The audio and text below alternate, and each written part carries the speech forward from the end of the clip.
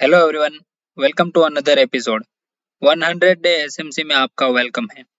आज हम समझाने वाले हैं टाइम फ्रेम के बारे में। जैसे कि मार्केट में time frame different different type से है। उन सभी टाइम फ्रेम के साथ हम टाइम फ्रेम कैसे कंबाइन करें, किस तरह से टाइम फ्रेम वर्क करती है, लो टाइम फ्रेम से हाई टाइम फ्रेम से लो टाइम फ्रेम कैसे स्विफ्ट करें, उन सभी पॉइंट को आज समझाने वाले हैं। So if you are interested, hit the like button and follow for more. See you after intro and disclaimer.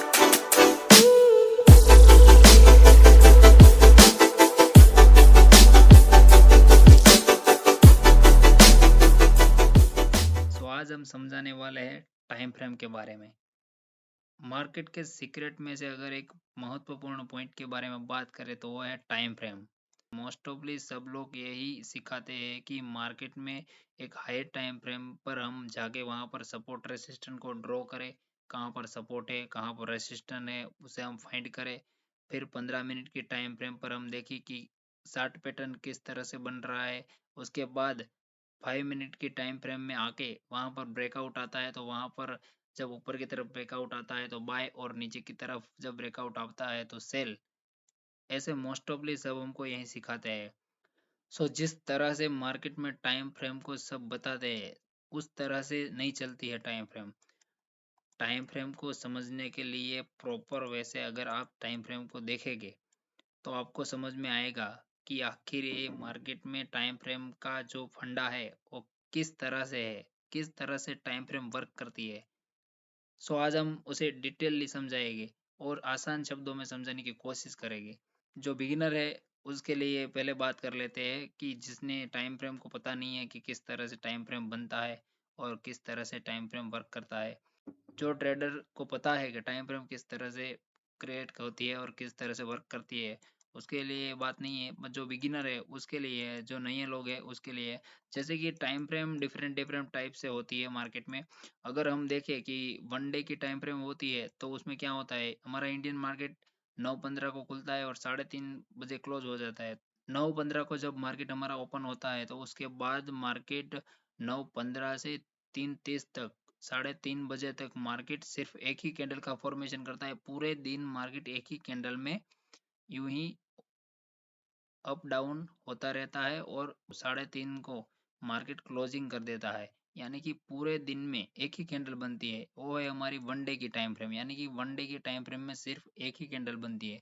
उसके बाद लोअर टाइम फ्रेम में देखे तो 2 आवर्स की है, जिसमें हर 1-2 घंटे में मार्केट और कैंडल क्लोज करती है और दूसरी कैंडल ओपन होती है, क्रिएट होना स्टार्ट करती है। वैसे हम 1 आवर के टाइम फ्रेम में देखें तो हर 1 घंटे में मार्केट वो कैंडल का क्लोजिंग करती है और दूसरी कैंडल ओपन होती है और वो क्रिएट होना स्टार्ट कर देती है। उसके बाद 30 मिनट को देख ले, 15 मिनट को देखे, 5 मिनट को देखे। ये तो हो गया बेसिक। अब हम बात करते हैं एडवांस की, जिसे हम मार्केट सीक्रेट कहते हैं, जिसे मार्केट सीक्रेट में टाइम फ्रेम कहते हैं।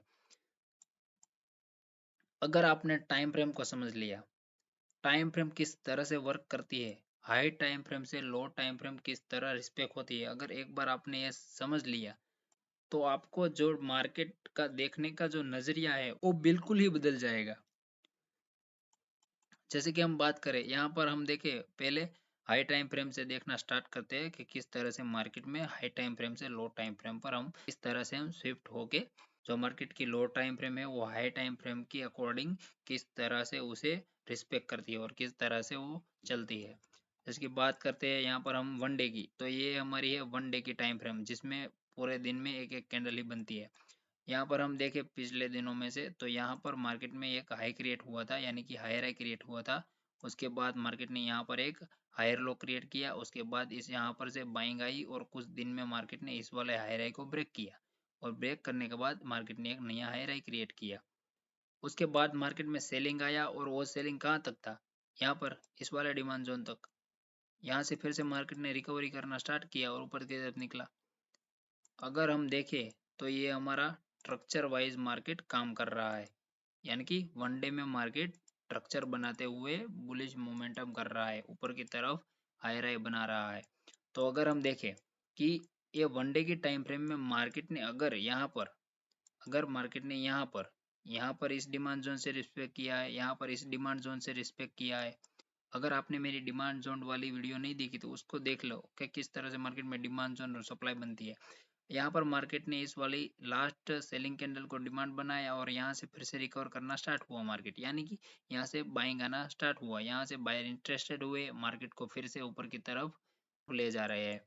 अब हम देखें कि मार्केट को अगर यहाँ से रिस्पेक्ट हुआ है, अगर यहाँ से 1 डे के टाइम फ्रेम में मार्केट ने यहाँ पर रिस्पेक्ट किया है, तो हम अगले दिनों तक जब तक मार्केट इस वाले हाई को नहीं निकालता या उसे स्विप नहीं करता या उसे या इसके ऊपर क्लोजिंग नहीं करता या फिर इसको स्विप नहीं करता, तब तक हम उसे यहाँ तक मार्केट को बुलिश मान सकते हैं। तो ये बात हो गई 1 डे की। अगर 1 डे का हम स्ट्रक्चर देखें तो यहाँ पर हायर हाई है, यहाँ पर हायर लो है, यहाँ पर हायर हाई है, यहाँ पर एक हायर लो है, यहाँ पर हायर लो है। अगर मार्केट यहाँ से ऊपर की तरफ ये मूव कर रहा है तो हम देख सकते हैं कि यहाँ तक हमको टारगेट मिल सकता है। ये हो गया हमारा प्रिडिक्शन 1 डे में। अगर हम ये 1 डे का प्रिडिक्शन हमने कर लिया, अब यहाँ से हम जितनी भी पोजिशन बनाएंगे वो बाई साइड की बनाएंगे। तो अगर हम देखें तो इससे जो स्मॉल टाइम फ्रेम है उसमें जाकर देखें तो 1 आवर में अगर देखें हम, तो हमको देखने को मिलेगा कि अगर मार्केट ने यहाँ से रिस्पेक्ट किया और ऊपर की तरफ ये बाइंग मोमेंटम आया है, तो हम हर एक ब्रेकआउट स्ट्रक्चर के बाद जब मार्केट वापस नीचे की तरफ आएगा तो वहां पर फेयर वैल्यू गैप इनबैलेंसेस, वहां से हम ट्रेड बना सकते हैं और नीचे की तरफ से हम ऊपर की तरफ पोजीशन लगा सकते हैं। जैसे कि जब मार्केट ने यहाँ से एक पुश किया तो इस वाले हाई पॉइंट था, इस वाले पॉइंट को ब्रेक करके मार्केट ऊपर निकला, तो अब हम वेट करेंगे कि मार्केट किसी पर्टिकुलर इनबैलेंस या वाटर ब्लॉक डिमांड जोन पर आएगा तो फिर से हम बाइंग करना स्टार्ट करेंगे। अगर हम देखें तो मार्केट ने यहाँ पर एक हाई क्रिएट किया, मार्केट थोड़ा यहाँ पर कंसोलिडेशन हुआ, फिर से थोड़ा गैप अप ओपन होके इस वाले हाई को कंप्लीट किया, उसके बीच में हमें यहाँ पर कहीं इनबैलेंस या ऑर्डर ब्लॉक नहीं क्लियर दिख रहा है। अगर हम देखें तो पिछले दिन में हमें यहाँ पर 1 आवर का एक इनबैलेंस दिख रहा है और यहाँ से मार्केट ने इस वाले कैंडल को गैप अप ओपन हुआ और यहाँ से मार्केट ऊपर की तरफ निकला और हमारा टारगेट पॉइंट कौन सा होगा, ये वाला। तो यहाँ पर मार्केट ने इसे रिस्पेक्ट किया और ऊपर की तरफ पुश किया, यानी कि ये लिक्विडिटी रन की। फिर से हम अगर देखें तो यहाँ पर हमको फिर से मिल रहा है, यहाँ पर ये वाला हमारा डिमांड जोन है। मार्केट फिर से यहाँ से सेलिंग हुआ, यहाँ तक आया, मार्केट यहाँ से फिर से पुश किया, इस वाले हायर हाई को निकाला, फिर से मार्केट यहाँ से सेलिंग आया, इस वाले इनबैलेंस में मार्केट ने टैप किया, यहाँ पर मार्केट ऊपर की तरफ निकला, गैप अप ओपन होके इस वाले हाई पॉइंट को स्वीप कर दिया, यानी कि यहाँ पर जो लिक्विडिटी थी उसे मार्केट ने स्वीप कर दी। ए मार्केट ने यहाँ पर रन की, यहाँ पर रन की, यहाँ पर रन की और यहाँ पर जो लिक्विडिटी थी उसे मार्केट ने स्वीप कर दी। 1 आवर की टाइम फ्रेम में मार्केट ने ये वाली लिक्विडिटी को स्वीप कर दिया। अब हमको जब मार्केट स्विप करता है तो हम कौन सी पोजीशन देखते हैं, स्मॉल टाइम फ्रेम में जाके देखते हैं कि मार्केट में अगर कहीं पे 5 मिनट पर हमको अगर इनबैलेंस या फिर सप्लाई मिलती है तो हम वहां से सेलिंग करना स्टार्ट करते हैं। जो हमारा डिमांड जोन होता है वहां तक हम पोजीशन बना सकते हैं। तो मार्केट ने इस दिन को जब यहाँ से लिक्विडिटी स्विप की थी उसके बाद एक हेवी सेलिंग आया था, तो यहाँ से हमें कहीं 5 मिनट में इनबैलेंस मिल रहा था जहाँ से हमने सेलिंग की, तो यहाँ तक का हमारा टारगेट आसानी से कंप्लीट हो जाता। अगर हम इससे भी स्मॉल टाइम फ्रेम में देखें तो हमें क्लियर हो रहा है कि किस तरह से मार्केट में स्ट्रक्चर बन रहा है, कहाँ पर इंड्यूसमेंट है, कहाँ पर लिक्विडिटी है, उन सभी पॉइंट को हम क्लियरली देख सकते हैं। जैसे कि मार्केट में यहाँ पर एक हाई क्रिएट किया, उसके बाद ए पॉइंट इस पॉइंट को इसे मिलाकर मार्केट यहाँ पर एक ट्रेंड लाइन लिक्विडिटी बना रहा है। मार्केट गैप डाउन ओपन हुआ तो सब लोग ने क्या सोचा होगा कि यहाँ पर इस वाले ट्रेंड लाइन को ब्रेकआउट मार्केट ने दिया है, तो सबने यहाँ सेलिंग स्टार्ट किया होगा, किसी ने यहाँ पर पुल बैक पर किया होगा।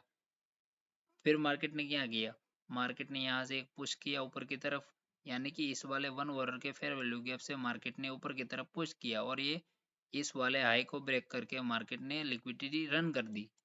फिर मार्केट ने एक हायर हाई क्रिएट किया, यहाँ से नीचे की तरफ मार्केट आया, यहाँ पर मार्केट का इंड्यूसमेंट हो गया। उसके बाद मार्केट ने इस वाले 1 आवर के डिमांड जोन पर टैप किया, यहाँ पर मार्केट ने स्ट्रक्चर सेंस किया और ऊपर की तरफ मार्केट निकल गया। इस वाले पॉइंट से मार्केट ने हायर हाई को ब्रेक किया, यानी कि लिक्विडिटी को रन कर दिया। फिर से मार्केट ने यहाँ पर एक हायर हाई क्रिएट किया, यहाँ पर हमारा इंड्यूसमेंट हो गया। फिर से मार्केट में एक बारी सेलिंग आई, यहाँ पर 1 आवर का जो इनबैलेंस था उसे रिस्पेक्ट करके मार्केट थोड़ा पूरा दिन कंसोलिडेशन हुआ, उसके बाद एक गैप अप ओपन होके इस वाले हाई को कंप्लीट करके 1 आवर में उसे लिक्विडिटी स्वीप कर दी। अगर आप देखें तो क्लियर आपको दिख रहा है कि 1 आवर में हमने फाइंड किया कि मार्केट यहाँ से रिस्पेक्ट करके ऊपर निकल रहा है, तो वो कहाँ तक जाएगा? यहाँ तक जाएगा। तो यहाँ तक जाने के लिए अगर मार्केट बेरिश होता है तो वो कुछ ही टाइम के लिए बेरिश होगा।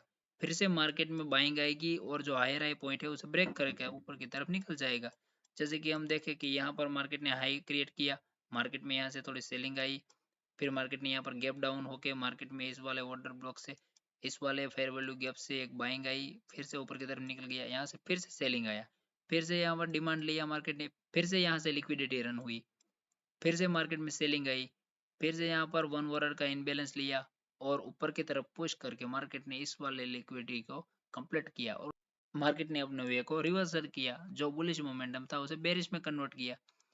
लिक्विडिटी स्वीप और लिक्विडिटी रन का मैंने वीडियो बना के रखा है, उसको देख लो कि किस तरह से लिक्विडिटी रन हो रही है और किस तरह से लिक्विडिटी स्वीप हो रही है। उसके बाद आपको समझ में आ जाएगा कि किस तरह से यहाँ से हमको एक ट्रेड मिल सकता है और किस तरह से हम लिक्विडिटी स्वीप होने पर हम ट्रेड कर सकते हैं।